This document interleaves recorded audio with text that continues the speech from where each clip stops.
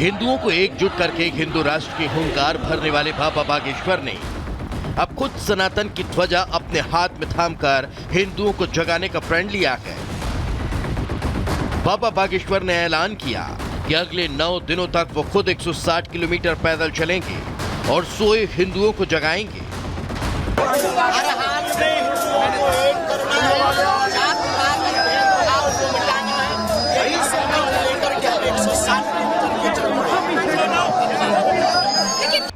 बाबा बागेश्वर का प्रण है कि जब तक हिंदू जाग नहीं जाता, जात पात के बंधनों से उबर नहीं पाता, तब तक वो न थकेंगे न हार मानेंगे और असंख्य सनातनियों को एकजुट करने के लिए लड़ते रहेंगे। हमारी तो अभी कोई पार्टी बनी नहीं है, बनेगी तो हम आपको खबर करेंगे। एक चीज और, आप कह रहे हैं कि आप शादी भी बहुत जल्द करने वाले हैं। बाबा, आपने ये भी कहा, खबर ये भी है कि आप बहुत जल्द शादी भी करने वाले हैं। करेंगे, बिल्कुल करेंगे, आपको बताएंगे। क्योंकि माहौल चुनावी है। अभी झारखंड, महाराष्ट्र और उत्तर प्रदेश में चुनाव हुए और इसके बाद दिल्ली में विधानसभा चुनाव होने वाले हैं। इसलिए बाबा बागेश्वर की इस पदयात्रा को चुनावी चश्मे से देखा जा रहा है। हालांकि बाबा बागेश्वर ने रिपब्लिक भारत से बातचीत करते हुए साफ कह दिया कि उनकी कोई पार्टी नहीं, वो किसी दल के नहीं हैं, तो बस भगवान राम के, और जो भगवान राम का है, सनातन की बात करता है, बाबा बागेश्वर उसी के साथ खड़े रहते हैं। विरोधी और लोग ये पूछते हैं कि पंडित धीरेन्द्र कृष्ण शास्त्री की पार्टी कौन सी? हम किसी भी पार्टी के पोषक नहीं है। हमें राजनीतियों के चक्करों में नहीं पड़ना है, न राजनीति के चक्कर में पड़ना है। हमारी कोई भी पार्टी नहीं है, बजरंगबली की पार्टी है। इन सबको हम हनुमान जी से जोड़ने निकले हैं, इसलिए हमारी बजरंगबली की पार्टी, उसका निशान मुकद्दर है, उसका नारा जो राम का नहीं वो किसी काम का नहीं। 9 दिनों तक चलने वाली इस पद यात्रा के लिए छतरपुर से खास तैयारियां की गई हैं। देश भर से हजारों सनातनी बागेश्वर धाम पहुंचे। इन लोगों के रुकने के लिए कतारी फार्मेसी कॉलेज में खास इंतजाम किए गए, जिसमें करीब 30,000 लोग रुक सकते हैं। तो वहीं बाबा की सुरक्षा के लिए 600 से ज्यादा जवानों की तैनाती की गई। 600 से अधिक का फोर्स जो है इसमें डिप्लॉयड है।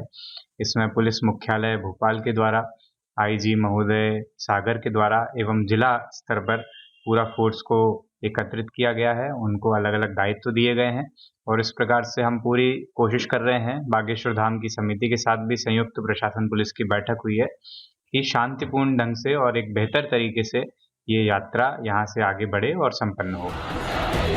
पंडित धीरेन्द्र कृष्ण शास्त्री आज से अगले 9 दिनों तक पैदल चलने वाले हैं। वो प्रतिदिन हजारों सनातनियों के साथ 15 से 20 किलोमीटर पैदल चलेंगे, जिसका सिर्फ और सिर्फ एक मकसद है, हिंदुओं को जगाना, हिंदू राष्ट्र के लिए जातियों में बंटे हिंदुओं को एकजुट करना। Bureau report, Republic Bharat. जबकि और चलिए अब अगली खबर आपको बताएंगे। संभल, सर्वे और संग्राम।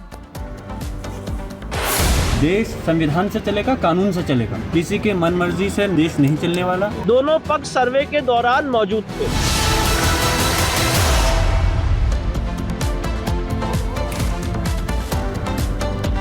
तो देखिए, मथुरा और काशी के बाद अब संभल में मस्जिद मंदिर विवाद बढ़ गया है। यहाँ पर तनाव की स्थिति देखने को मिल रही है। भारी संख्या में पुलिस फोर्स की तैनाती की गई है, क्योंकि लगातार एक तबका जो है वो सर्वे की मांग कर रहा है। उसका कहना है कि इस मस्जिद के भीतर शिवलिंग है, ये हरि मंदिर है, लेकिन वहीं दूसरा तबका इस सर्वे को कराए जाने को लेकर विरोध में सड़क पर आने की तैयारी कर रहा है। पूरी खबर इस रिपोर्ट में देखिए।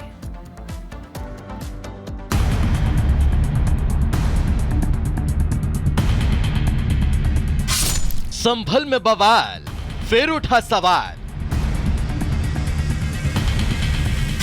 मंदिर को बताने मस्जिद, जारी है जिद।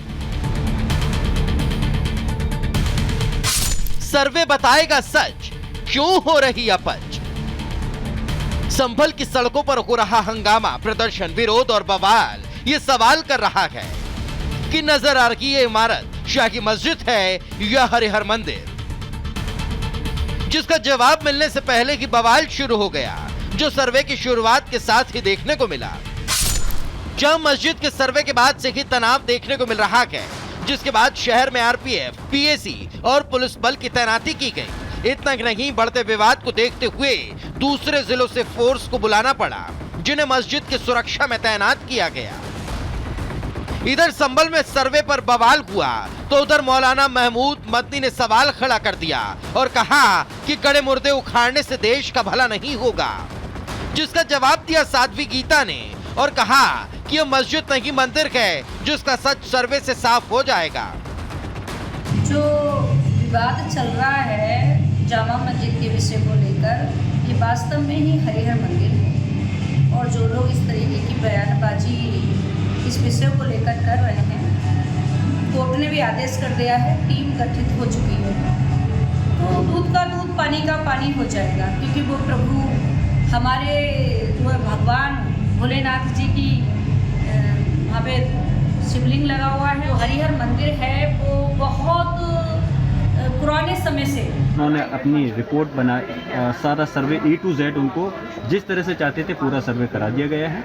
और ये मैं फिर से कह रहा हूँ, ये अल्लाह का घर है, मस्जिद है, और इसमें मैं चाहूँगा कि सरकारों को ये संज्ञान लेना चाहिए, चाहे प्रदेश की सरकार है या देश की सरकार है। ये देश संविधान से चलेगा, कानून से चलेगा, किसी के मन मर्जी से देश नहीं चलने वाला।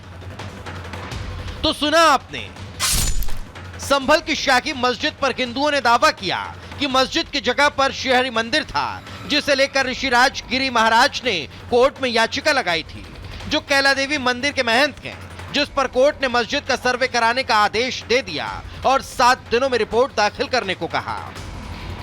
यहां तक तो सब कुछ ठीक था, मगर फिर कोर्ट के आदेश पर जैसे कि सर्वे टीम संभल पहुंची, जामा मस्जिद का सर्वे किया गया, पूरे परिसर की वीडियोग्राफी फोटोग्राफी हुई और लगभग 2 घंटे में कोर्ट के आदेश पर सर्वे किया गया। तभी हिंदू पक्ष ने श्रीहरि मंदिर होने का दावा किया तो दूसरे पक्ष ने बवाल खड़ा करते हुए प्रदर्शन शुरू कर दिया। मतलब साफ है कि अयोध्या की झांकी के बाद संभल अभी बाकी नजर आता है, जहां हिंदू संगठन सर्वे को सही ठहराते हुए सनातन की शक्ति के लिए आर पार के मूड में नजर आ रहे हैं। Bureau report, Republic Bharat.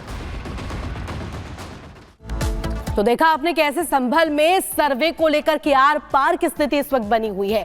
देश और दुनिया की तमाम बड़ी खबरें आपको दिखाएंगे। वक्त एक बहुत छोटे से ब्रेक का, कहीं मत जाइएगा। आपको ब्रेक के उस पार दिखाएंगे गोयाना क्यों हुआ मोदी का दीवाना। पूरी खबर ब्रेक के बाद, बने रहिए रिपब्लिक भारत के साथ।